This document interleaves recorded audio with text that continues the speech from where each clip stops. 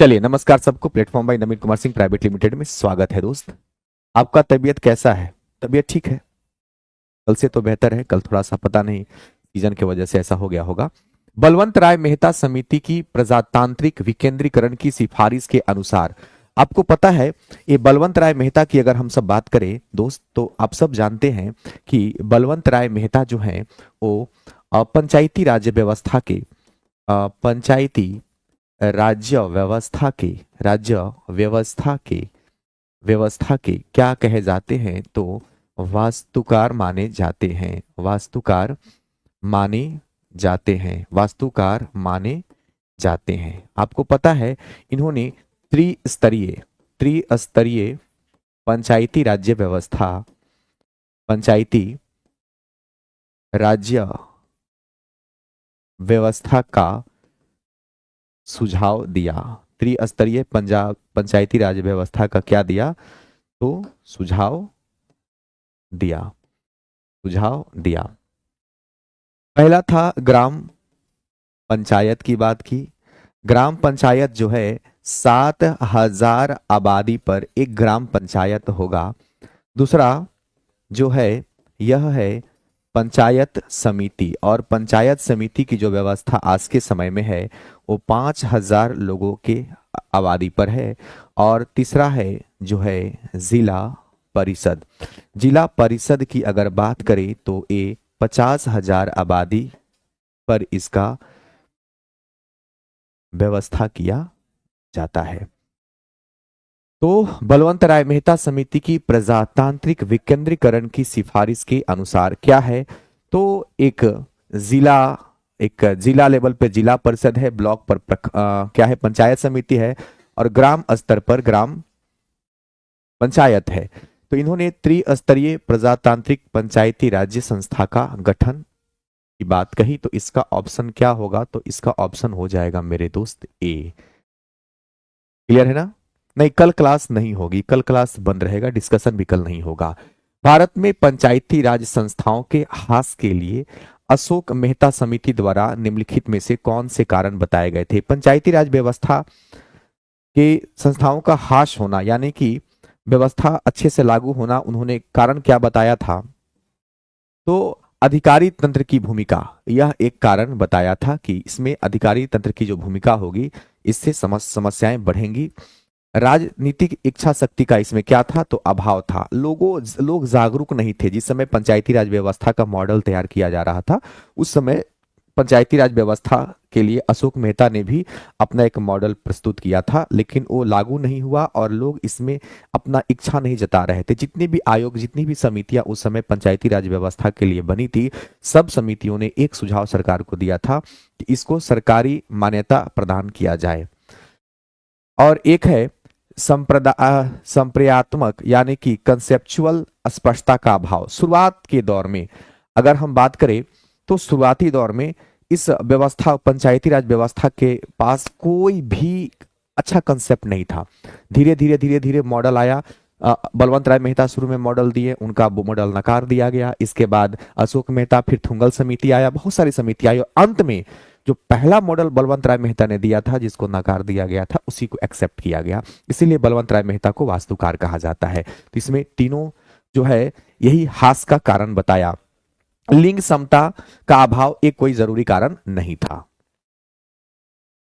73वें संविधान संशोधन कानून की वैधानिक शुरुआत किस संशोधन से हुई थी? तो 64वां संविधान संशोधन की बात करें हम, तो ये राजीव गांधी उस समय प्रधानमंत्री थे, और राजीव गांधी ने 64वां संविधान संशोधन बिल सबसे पहले पंचायती राज्य व्यवस्था से संबंधित संसद में पेश किया था। ग्रामीण स्थानीय शासन का पंचायती राज नामांकन किस भारतीय नेता के सुझाव का परिणाम था? मोहम्मद क्या था? मोहनदास करमचंद गांधी, एम के गांधी। किस अधिनियम के अंतर्गत पहली बार भारत में चुनाव के तत्व का प्रारंभ हुआ? तो चुनाव के तत्व का प्रारंभ जो हुआ था, भारत परिषद अधिनियम 1892 के तहत हुआ था। आया बात समझ में? 1919 एक्ट की अगर हम बात करें तो यह था पहली बार महिलाओं को महिलाओं को वोट देने का अधिकार मिला था, पहली बार महिलाओं को वोट देने का अधिकार मिला था।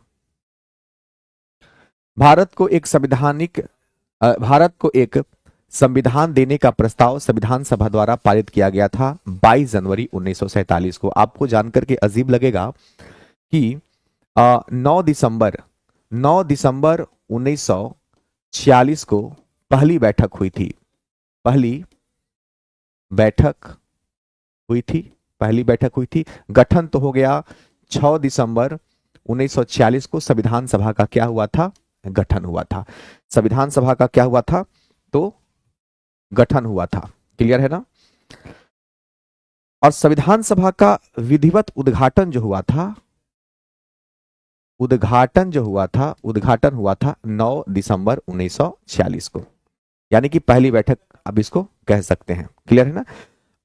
9 दिसंबर 1946 को पहली बैठक या उद्घाटन कह सकते हैं। उद्घाटन कब हुआ था? तो प्रातः 11 बजे हुआ था। सुबह में प्रातः काल 11 बजे इसका उद्घाटन हुआ था।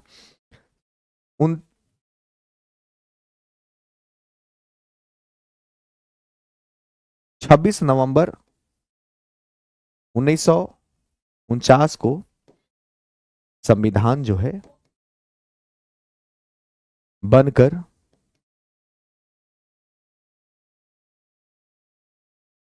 तैयार हुआ। 24 जनवरी 1950 को अंतिम बैठक हुआ संविधान सभा का, और 26 जनवरी 1950 को लागू हुआ। तो लेकिन प्रश्न कुछ और है। प्रश्न कहता है कि भारत को एक संविधान देने का प्रस्ताव, भारत को एक संविधान देना चाहिए, भारत के पास अपना एक संविधान होना चाहिए। ये प्रस्ताव जो है संविधान सभा द्वारा पारित किया गया था 22 जनवरी 1947 को। ये बहुत इंपॉर्टेंट क्वेश्चन है। भारतीयों के पास एक आइडिया आया, भारतीय लोगों के पास एक आइडिया आया कि भारत का अपना एक संविधान होना चाहिए। यह आया 22 जनवरी 1947 को। क्लियर है दोस्त? ये आपको हम बता दें कि सभी कोर्स पर, जितने भी कोर्स प्लेटफॉर्म बाय नवीन कुमार सिंह एप्लीकेशन पर चल रहा है, ठीक है ना? रंजन मिश्रा जी, वो कल ही आपको बोलना चाहिए था, अब क्वेश्चन मेरे पास है नहीं अभी। हैप्पी सरस्वती पूजा की हम बात करते हैं। पूजा महाधमाका ऑफर, जितने भी कोर्स चल रहे हैं एक दिन के लिए, यानी कि आज 12 बजे रात से लेकर के कल 12 बजे रात तक सारे कोर्स पर 20% का डिस्काउंट है। कोड है इसका पूजा 20 कोर्स। आप अगर कोड लगाएंगे तो आपको वहां पे बेनिफिट मिलेगा। 7वीं अभी मिलान करना है। 7वीं अनुसूची की अगर हम सब बात करें तो 7वीं अनुसूची, 8वीं अनुसूची जो है भाषा से संबंधित है, 9वीं अनुसूची जो है कुछ अधिनियम की बात करता है, 7वीं अनुसूची जो है विधायी शक्ति का वितरण है, और 10वीं जो है दल बदल है। ए का हमारा हो जाएगा 3, बी का हो जाएगा 1, सी का हो जाएगा 4, और डी का हो जाएगा 2। 3142 ऑप्शन नंबर सी। नीचे दो कथन दिए गए हैं जिनमें से एक को कथन ए तथा दूसरे को कारण आर कहा गया है। चलिए कथन और कारण को हम लोग देखते हैं क्या हो सकता है। भारतीय संविधान अर्ध संघनात्मक है, बिल्कुल सही है। भारत का जो संविधान है वो पूरी तरह से संघनात्मक नहीं है, अर्ध संघनात्मक है। भारतीय संघनात्मक ना तो संघनात्मक है और ना ही एकात्मक। तो जो ना संघात्मक होता है और ना एकात्मक होता है उसी को हम अर्ध संघनात्मक कहते हैं। दोनों सही है और दोनों एक दूसरे की सही व्याख्या भी करता है। इसका आंसर हो जाएगा ए।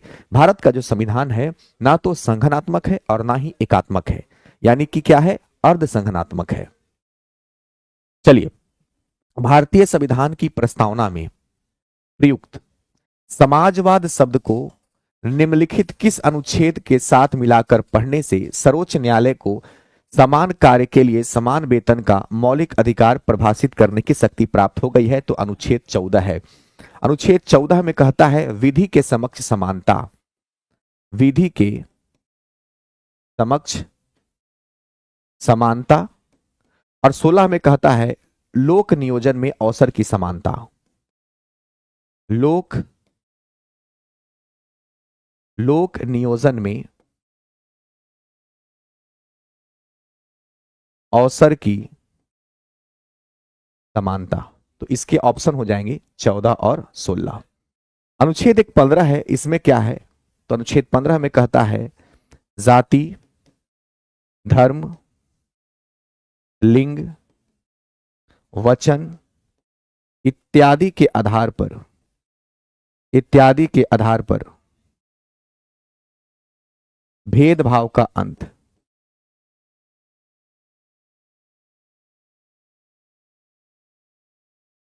भेदभाव का अंत।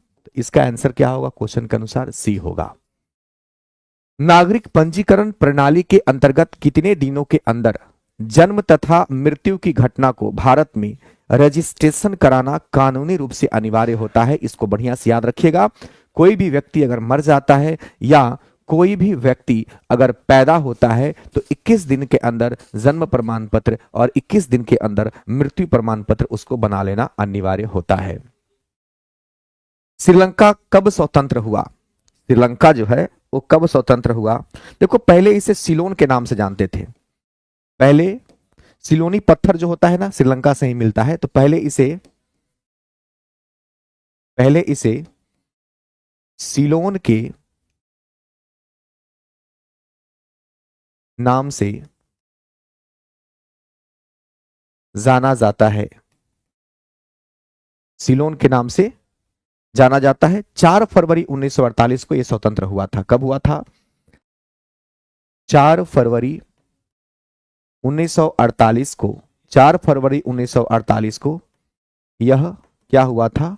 तो स्वतंत्र हुआ था 4 फरवरी 1948 को। राष्ट्रपति अपने अधिकारों का निस्तारण किसकी सलाह से करता है? राष्ट्रपति जो है अपने अधिकारों का जो निस्तारण है वो किसके सलाह से करेगा? तो मंत्रिपरिषद के सलाह से करता है। मंत्रिपरिषद की बात करें तो मंत्रिपरिषद जो होता है, मंत्रिपरिषद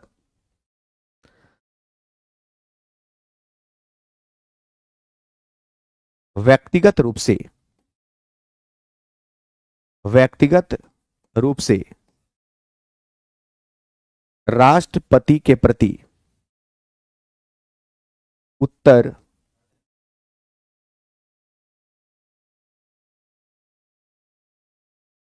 उत्तरदायी होता है और मंत्रिपरिषद सामूहिक रूप से लोकसभा के प्रति या संसद के प्रति उत्तरदायी होता है। तो 2 क्वेश्चन पूछे जाएंगे आपसे। एक क्वेश्चन पूछा जाएगा कि सामूहिक रूप से किसके प्रति उत्तरदायी होता है, और एक पूछे जाएंगे कि व्यक्तिगत रूप से किसके प्रति उत्तरदायी होता है। राष्ट्रपति अनुच्छेद 74 में कहा गया है, क्या कहा गया है? कि राष्ट्रपति को सलाह देने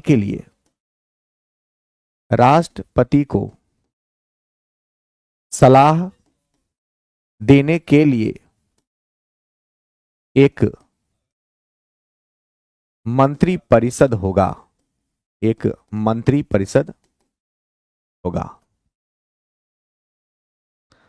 मंडल आयोग ने 1980 की अपनी रिपोर्ट में सरकारी नौकरियों में सामाजिक एवं शैक्षिक तौर पर पिछड़े वर्ग को कितने प्रतिशत आरक्षण की संतुति की है? तो मंडल आयोग की अगर हम बात करें तो इस आयोग ने जो 1980 में अपना रिपोर्ट प्रस्तुत किया था उसमें 27% आरक्षण की बात किया था। आया बात समझ में? कितना प्रतिशत? 27% आरक्षण। तो ये हो गया सरकारी नौकरी में आरक्षण। सरकारी नौकरी में आरक्षण की बात हो गया पिछड़े वर्गों के लिए। अगर यही आपसे पूछ देता कि लोकसभा में आरक्षण कैसे कितना है, अगर आपसे, ये तो सरकारी नौकरी में पूछ दिया, और अगर आपसे पूछ दे कि लोकसभा में आरक्षण की बात, तो कैसे जवाब दोगे? तो लोकसभा में भी आरक्षण दिया गया है 131 सीटों पर। 131 सीटों पर मेरे दोस्त, 131 सीटों पर आरक्षण दिया गया है, जिसमें इसको 2 भाग में एससी यानी कि अनुसूचित जाति को, यानी कि अनुसूचित जाति को, याद रखिएगा, अनुसूचित जाति को 84 सीट और एसटी यानी कि अनुसूचित जनजाति को, अनुसूचित जनजाति को कितना, तो 47 सीटें आरक्षण के रूप में दी गई है। तो सरकारी नौकरी में सामाजिक एवं शैक्षणिक तौर पर पिछड़े वर्ग को कितना प्रतिशत आरक्षण दिया गया है, 27%। अगर लोकसभा में आरक्षण पूछे एससी एसटी का तो याद रखना अनुसूचित जाति के लिए 84 और अनुसूचित जनजाति के लिए 47। अगर आपसे अपने बिहार के बारे में पूछ देता है कि अपने बिहार में, बिहार के विधानमंडल में, बिहार के अगर आपसे पूछ दे कि विधानमंडल में आरक्षण कितना है, तो मेरे दोस्त याद रखना होगा कि 40 सीटों पर आरक्षण है, जिसमें एससी को 38 सीटें दी गई है और एसटी को दिया गया है आरक्षण 2 सीट। और ये 2 सीट कौन कौन सा है, एक कटोरिया विधानसभा है और एक मनिहारी विधानसभा है, एक मनिहारी विधानसभा है। इसको मेरे दोस्त आपको याद रखना होगा। क्लियर है? ये आरक्षण की बात हम कर लिए।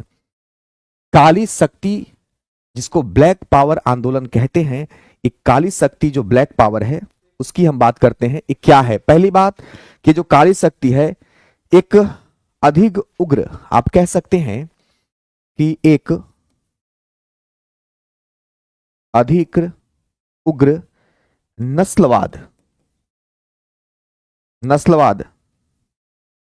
विरोधी आंदोलन था, विरोधी आंदोलन था। क्या था मेरे दोस्त? तो विरोधी आंदोलन था और ये संयुक्त राज्य अमेरिका में चला था। कहां चला था? तो ये संयुक्त राज्य अमेरिका में चलाया गया था, संयुक्त राज्य अमेरिका में चला था। अगर आपसे पूछ दे कभी कि कब से कब तक चला था, तो 1966 से लेकर के 1975 तक यह आंदोलन चला था।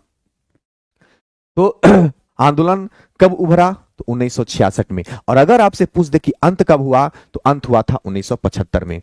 अंत कब हुआ था? 1975 में हुआ था। यह एक अधिक उग्र नस्ल को लेकर के, गोरे और काले को लेकर के ये कहानी स्टार्ट हुआ था।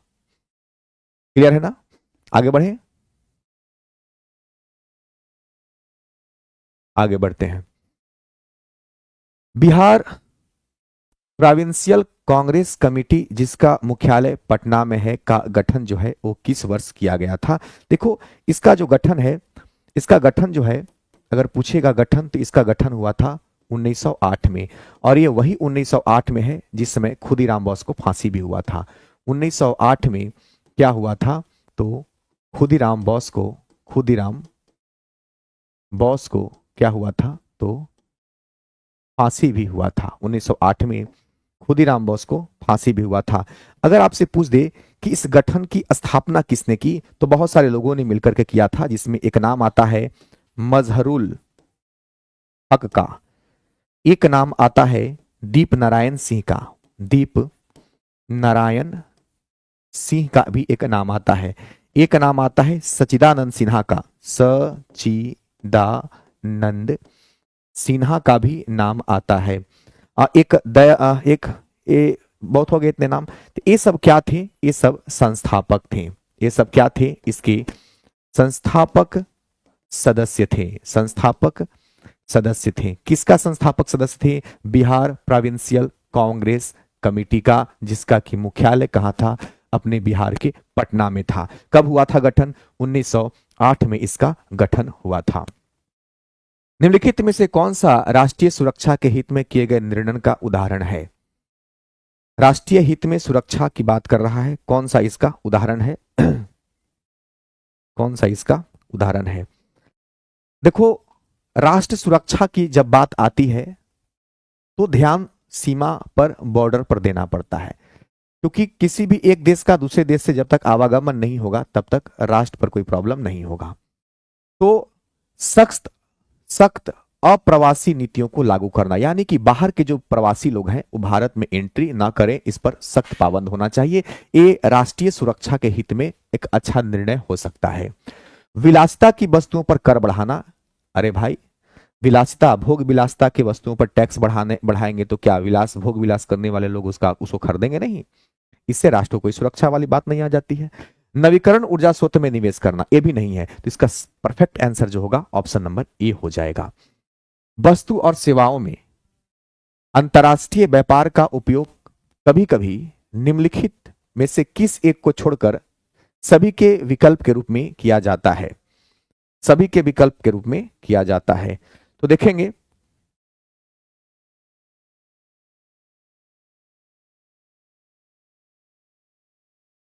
पूंजी के अंतर्राष्ट्रीय संचालन नहीं।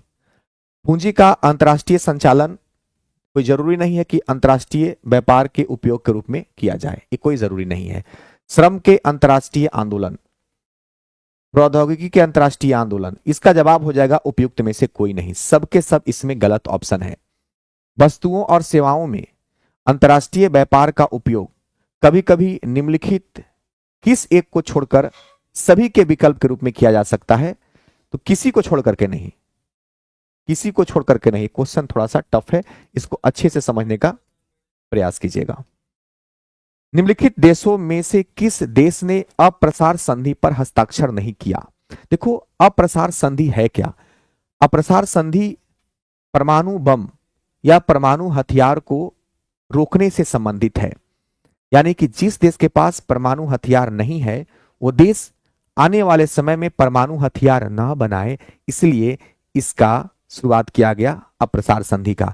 अब जब अप्रसार संधि हुआ तो इस पे जब हस्ताक्षर की बात आई तो 5 देशों ने हस्ताक्षर किया। 5 देशों ने क्या किया?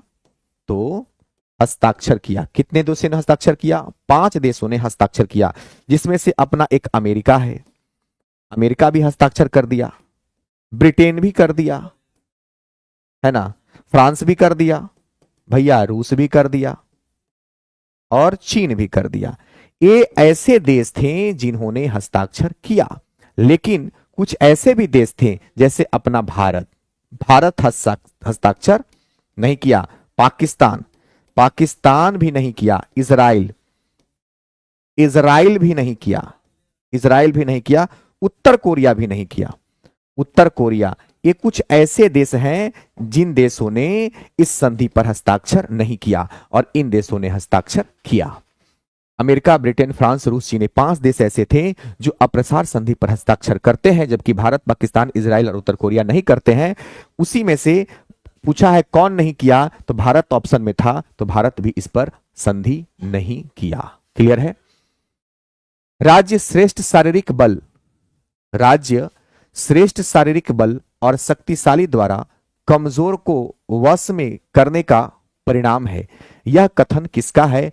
तो यह कथन जो है, यह बल सिद्धांत का कथन है। किसका सिद्धांत का कथन है? तो बल सिद्धांत का कथन है। आपको पता है कि पॉलिटी में सिद्धांत से प्रश्न पूछे जाते हैं और कथन से प्रश्न पूछे जाते हैं कि फलना चीज जो है किसके द्वारा कहा गया है।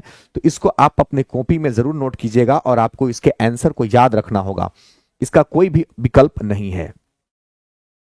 कहता है, रजनी कोठारी द्वारा अपनी पुस्तक कास्ट इन इंडियन पॉलिटिक्स में दिया गया मुख्य तर्क यह है। क्या है इसका मुख्य तर्क? आपसे मुख्य तर्क पूछता है, बताइए जल्दी से, इसका मुख्य तर्क क्या है? रजनी कोठारी ने अपनी एक पुस्तक में कास्ट इन इंडियन पॉलिटिक्स में एक तर्क दिया है, उस तर्क को बताना है। उन्होंने तर्क दिया है कि जाति संगठनों ने, किसने? ध्यान समझिएगा, कि जाति संगठनों ने ब्याज एकत्रीकरण के माध्यम से लोकतांत्रिक राजनीति को आगे बढ़ाने में मदद की। अभी जो प्रश्न है ये आपको एकदम याद रखना होगा, क्योंकि एक कहता है तर्क के बारे में दिया है कि रजनी कोठारी ने अपनी पुस्तक में, जिस पुस्तक का नाम है कास्ट इन इंडिया पॉलिटिक्स, उसमें क्या तर्क दिया। तो उन्होंने तर्क क्या दिया, ये तर्क आपको याद रखना होगा। उन्होंने क्या तर्क दिया? तो ये तर्क दिया कि जाति संगठनों ने ब्याज एकत्रीकरण के माध्यम से लोकतांत्रिक राजनीति को आगे बढ़ाने में मदद की है। ये उनका तर्क था। चलिए क्वेश्चन नंबर 131 की बात करते हैं। कहता है, सरकार की कार्यवाहियों से जनहित को ठेस पहुंचने की स्थिति में कोई भी नागरिक न्याय हेतु अदालत जा सकता है। हाँ बिल्कुल है। कोई भी नागरिक जो है अगर कार्यवाहियों से जनहित को ठेस पहुंचता है, सरकार कोई ऐसा काम किया, सरकार के किए गए काम से अगर किसी को ठेस पहुंचता है तो वो न्यायालय में जा सकता है। बिल्कुल ठीक बात है। फिर कहता है कारण कि भारतीय न्यायपालिका को प्राप्त अधिकार व स्वतंत्रता उसे मौलिक अधिकारों के रक्षक के रूप में काम करने की क्षमता प्रदान करता है। तो भाई दोनों सही है। क्यों? क्योंकि कहा गया है मौलिक अधिकार का हनन होने पर आप न्यायालय में जा सकते हैं। मौलिक अधिकार को मैग्ना कार्टा भी कहा जाता है। तो इसलिए दोनों अपने जगह पे सही हैं और दोनों एक दूसरे को पुष्टि भी करते हैं। अभिव्यक्ति की स्वतंत्रता के अधिकार के संदर्भ में निम्नलिखित कथनों पर विचार कीजिए। अभिव्यक्ति, अभिव्यक्ति का मतलब क्या हुआ? आप कुछ भी बोल सकते हैं। तो अभिव्यक्ति की स्वतंत्रता के अंतर्गत बोलने, लिखने और कला के विभिन्न रूपों में स्वयं को व्यक्त करना शामिल है। बिल्कुल ये शामिल है। दूसरों से स्वतंत्र ढंग से विचार विमर्श और संवाद करने से सभी के विचारों और व्यक्तित्व का विकास होता है। बिल्कुल दोनों सही है। तो दोनों कथन सत्य है। इसका आंसर हो जाएगा 1 और 2 दोनों। बोलने की आजादी, आप 19 पढ़े होंगे ना, आप 19 पढ़े होंगे। 19 का ए, 19 का बी, 19 का सी, 19 का डी, 19 का ई, 19 का एफ, 19 का जी। आप जब पढ़े होंगे 19 तो आपने एक चीज जरूर गौर किया होगा। 19 ए है बोलने की स्वतंत्रता। बोलने की स्वतंत्रता आपको दिया जाता है। बी में है सभा बुलाने की स्वतंत्रता। सी में है संगठन बुलाने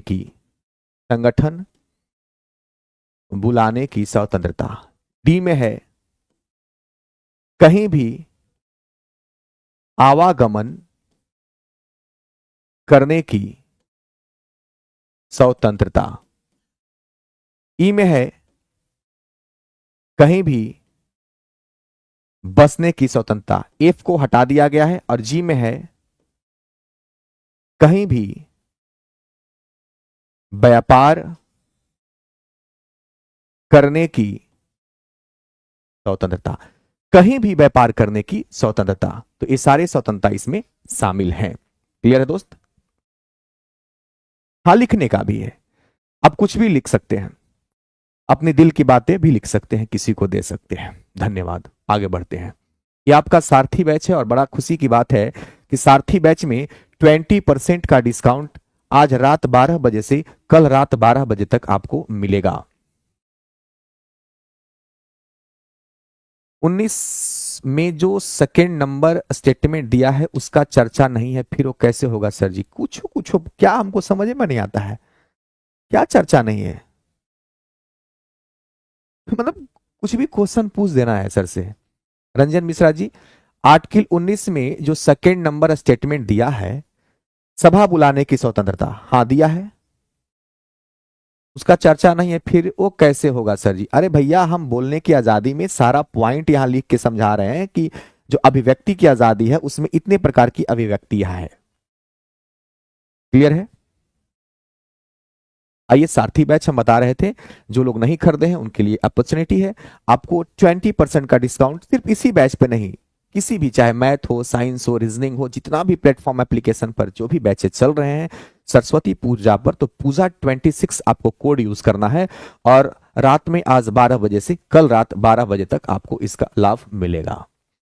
भारत में निम्नलिखित राजनीतिक दलों के संदर्भ में विचार कीजिए और कहता है उपयुक्त में से कौन सा दल को राष्ट्रीय दल के रूप में मान्यता मिला है। देखो, एक बात याद रखना, राष्ट्रीय दल के रूप में आपसे मान्यता पूछ रहा है तो इसमें कुछ ऐसे भी दल हैं, जैसे 1998 में गठन हुआ था ऑल इंडिया तृणमूल कांग्रेस का। कब हुआ था?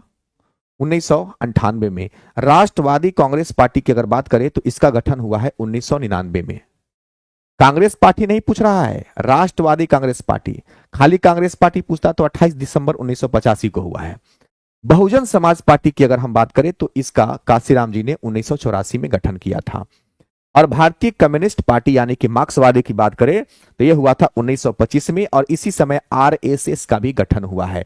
लेकिन इसमें से पूछता है कि राष्ट्रीय दल के रूप में किसको किसको मान्यता प्राप्त है, तो राष्ट्रीय दल के रूप में यहां सिर्फ बहुजन समाज पार्टी और भारतीय कम्युनिस्ट पार्टी को मिला है। लेकिन अगर आप बात करेंगे राष्ट्रवादी कांग्रेस पार्टी की और all India Trinamool Congress party की, तो ये पूर्व की राष्ट्रीय पार्टियां रही हैं।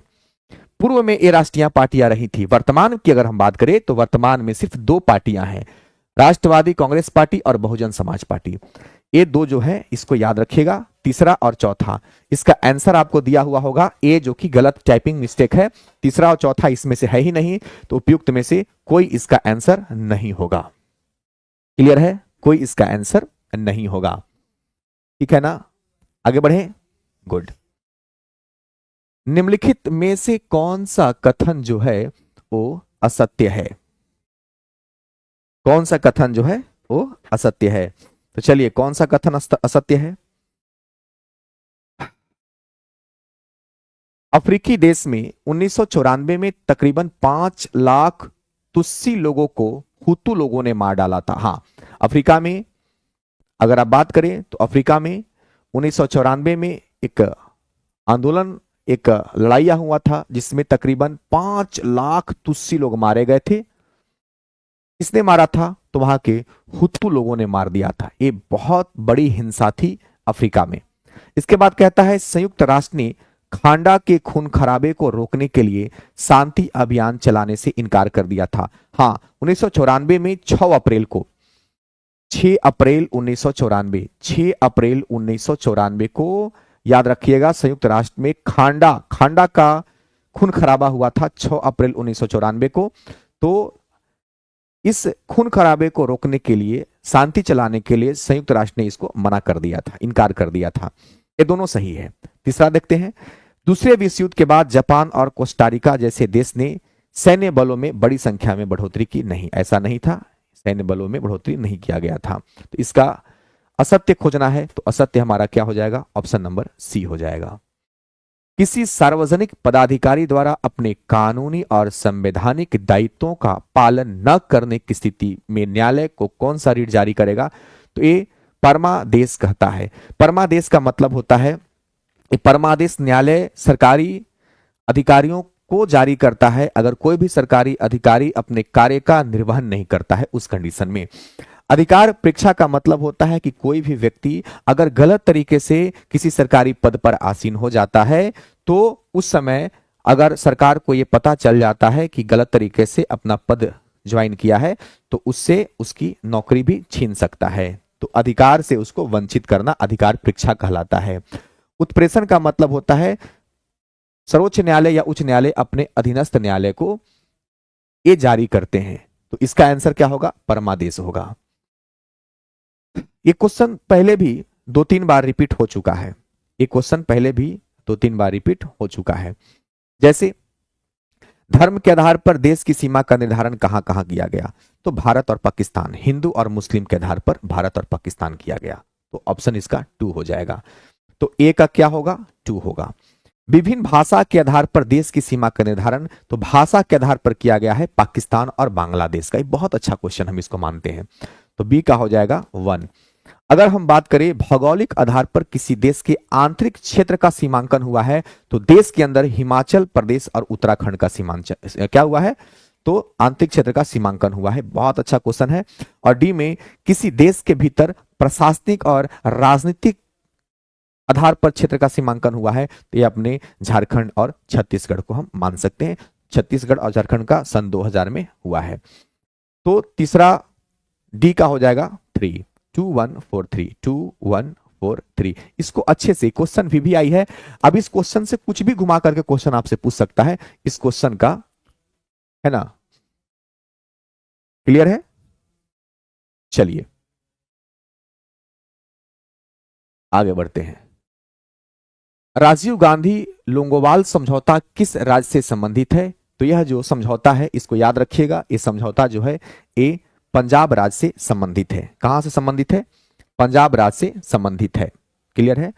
राजीव गांधी लोंगोवाल समझौता, बहुत सारे समझौते हुए हैं, तो सब समझौता को एक जगह इकट्ठा करते चलिएगा और क्वेश्चन पूछ देगा कि फलना समझौता जो है किस राज्य से संबंधित है। भारतीय संविधान के विषय में निम्नलिखित में से कौन सा कथन सही है?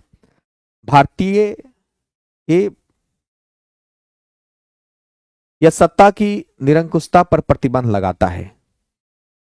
हाँ बिल्कुल, अगर निरंकुश है, अगर सही सत्ताधारक नहीं है तो उस पर क्या लगाएगा? अंकुश लगाएगा। यह सामाजिक बदलाव के लिए शांतिपूर्ण लोकतांत्रिक साधन उपलब्ध कराता है। हाँ, अगर समाज में बदलाव लाना है तो शांतिपूर्ण लोकतांत्रिक साधन भी उपलब्ध कराता है भारतीय संविधान। ठीक है, यह समाज के कमजोर वर्गों को उनका उचित हक दिलाने में भी अग्रसर होता है। तो सारे उत्तर इसके सही हैं। इस कंडीशन में उपयुक्त में से एक से अधिक इसका जवाब होगा। राज्य संघों का संघ है।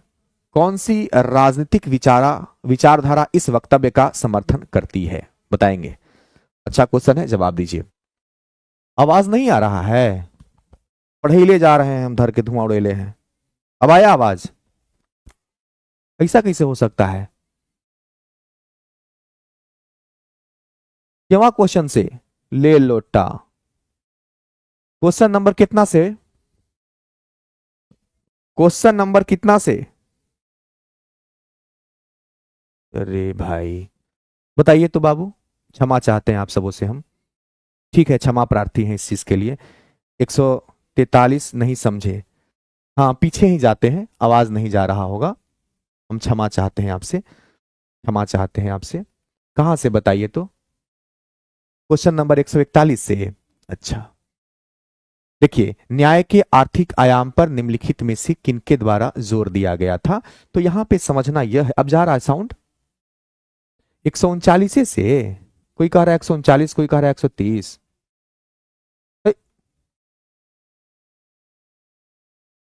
चलिए 139 से नहीं आ रहा है।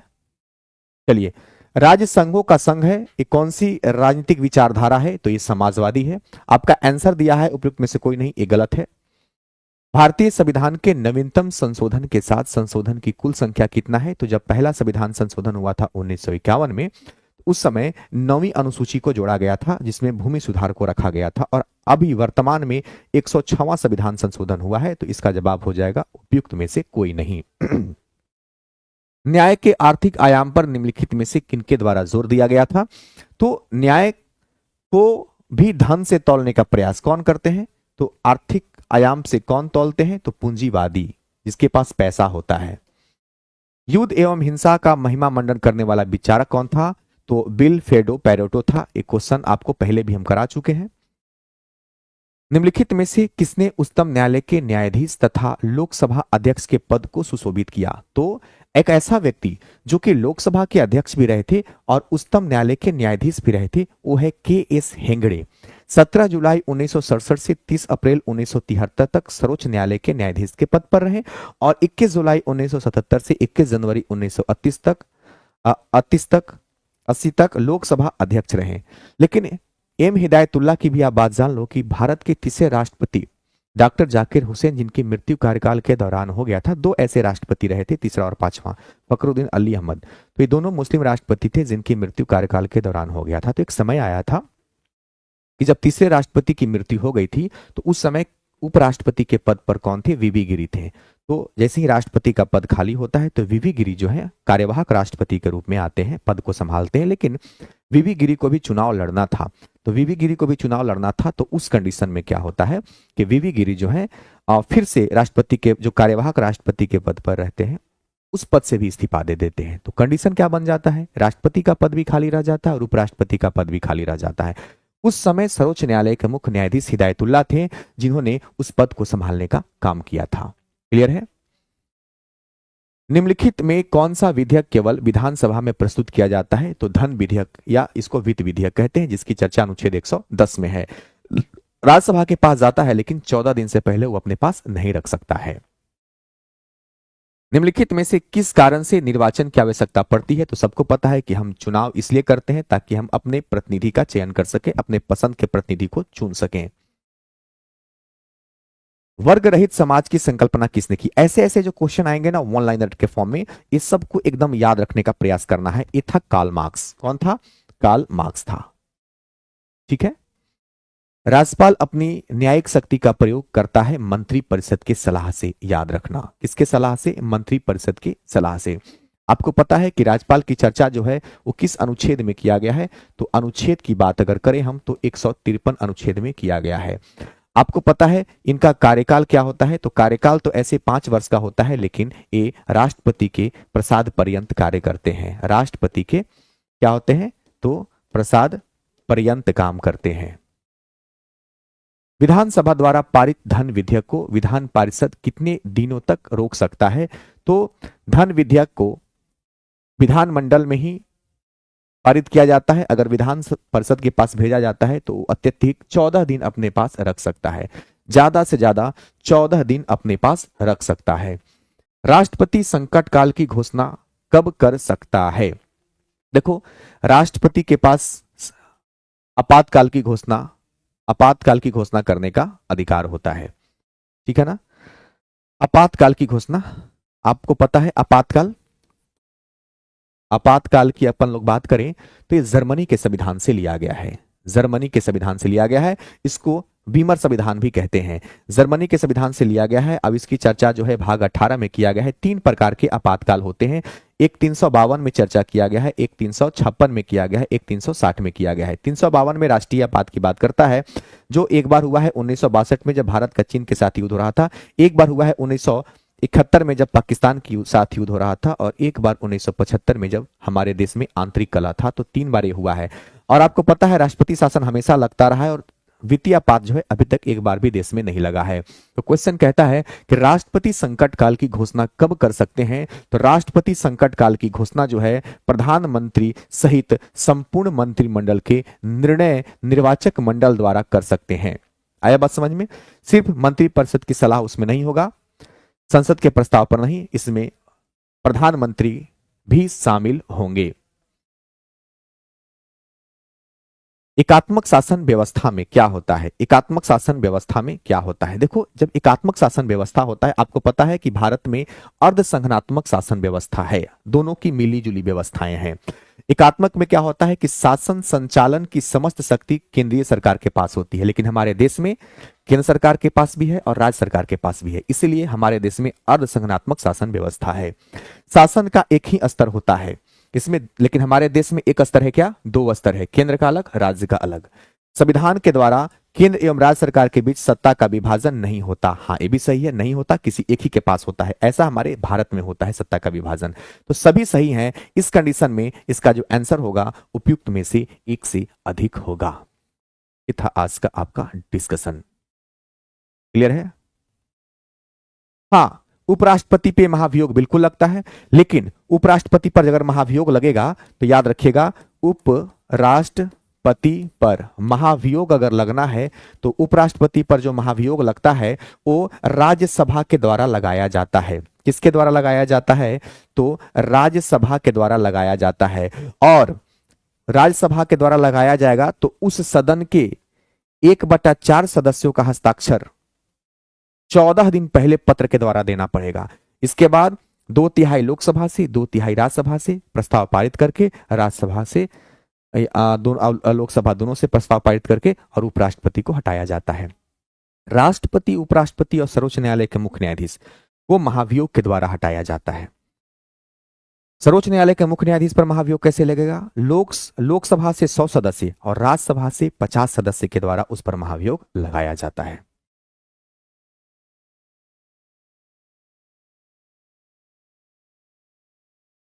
अरे उपराष्ट्रपति पर, सर उपराष्ट्रपति पे महाभियोग लग सकता है, आप कल बोले थे। हाँ, लगता ही है, लग क्या सकता है, लेकिन जब उसका काम संवैधानिक रूप से कोई काम नहीं होता। अरे भाई, काहे संवैधानिक रूप से काम नहीं होता? उपराष्ट्रपति राज्यसभा का सभापति होता है। कौन आपको बोल दिया कि नहीं होता? रंजन मिश्रा जी, कौन बोल दिया कि नहीं होता यार? राष्ट्रपति, उपराष्ट्रपति और सर्वोच्च न्यायालय के मुख्य न्यायाधीश तीनों पर महाभियोग लगता है। महाभियोग की चर्चा जो है वो अमेरिका के संविधान से लिया गया है। अभी देखिए, एक्चुअली में क्या है, महाभियोग शब्द का इस्तेमाल सिर्फ राष्ट्रपति के लिए किया जाता है, लेकिन अपन लोग बात के दरमियान में महाभियोग शब्द हम लोग चिपका देते हैं राष्ट्रपति के साथ साथ उपराष्ट्रपति पर और उपराष्ट्रपति के साथ साथ सर्वोच्च न्यायालय के मुख्य न्यायाधीश पर। महाभियोग का अर्थ होता है कि उनको पद से हटाना। आया बात समझ में इस बात को? लेकिन एक्चुअली में महाभियोग जो है वो राष्ट्रपति के लिए इस्तेमाल किया जाता है, जिसकी चर्चा कहां है, अनुच्छेद 61 में है। क्लियर है? आप बुक बदलिए, जिस बुक को पढ़ रहे हैं बढ़िया बुक पढ़िए। क्लियर है?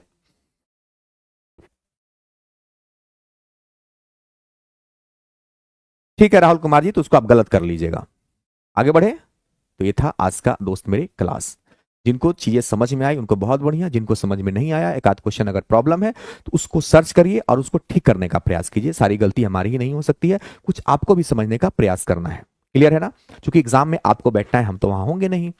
तो कहीं अगर एक दो क्वेश्चन में आपको कंफ्यूजन है दोस्त, तो उसको पढ़िए, कहीं से खोजने का गूगल का भी जमाना है, और उसको कलेक्शन करके सही कीजिए, जिम्मेवारी पे काम करना है। धन्यवाद सबको।